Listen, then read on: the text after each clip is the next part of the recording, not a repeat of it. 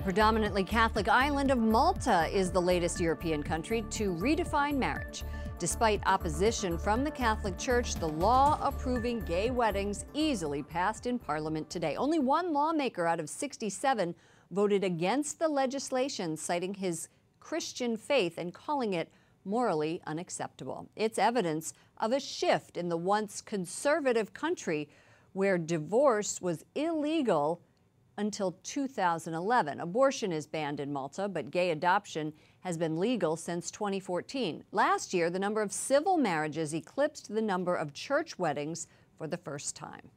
The Obama administration instituted a policy allowing current transgender military service members to openly serve in the armed forces. The order also called for a 6-month review to establish rules for transgender recruits. Now, last month, Defense Secretary Mattis announced a 6-month delay in the policy for recruits. That allows more time to determine the impact on the troops' readiness for combat.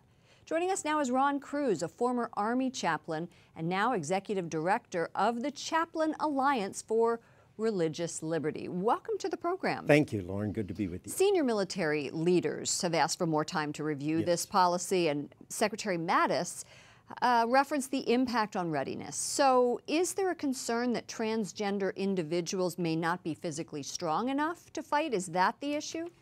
The issue is fairness, actually, Lauren, because those who are going through the transgender process become disqualified from deployment. And Why that is means that going to war.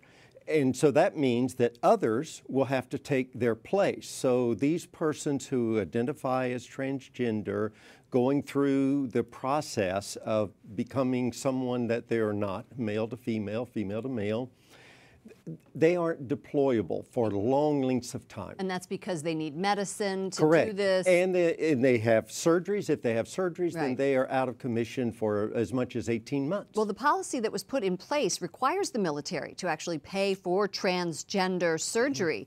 And the U.S. is already challenged in providing adequate care for veterans returning from combat. So how does the military justify paying for transgender surgeries, yet not having enough cash to get veterans the medical care they need? That's a terrific point. I've made the statement before members of Congress that this is the first time in our history when precious military dollars are being used to make persons not qualified to go to war. In the past, our military dollars have made persons get ready to go to war and then patch them up when they come back. Now, we are using these precious Department of Defense military dollars to make people unqualified to go for war. This is unconscionable, and it is our hope that Secretary of Defense Mattis, with one stroke of the pen, will undo the policy that was put into place under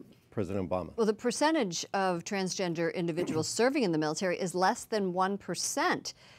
It doesn't seem to me, maybe there isn't that much money being spent on it, or is there? We don't know how much at this point, and that's Congress controls the purse strings. So there's an amendment before Congress to say that we don't want military dollars to be used for transgender surgeries or therapies, drug therapies, and we hope that Congress will pass and send that signal to the Department of Defense that we don't want the money to be used in this way. Thank you so much for joining us. Ron Cruz, former Army chaplain and now executive director of the Chaplain Alliance for Religious Liberty. Glad to be with you. Thank you.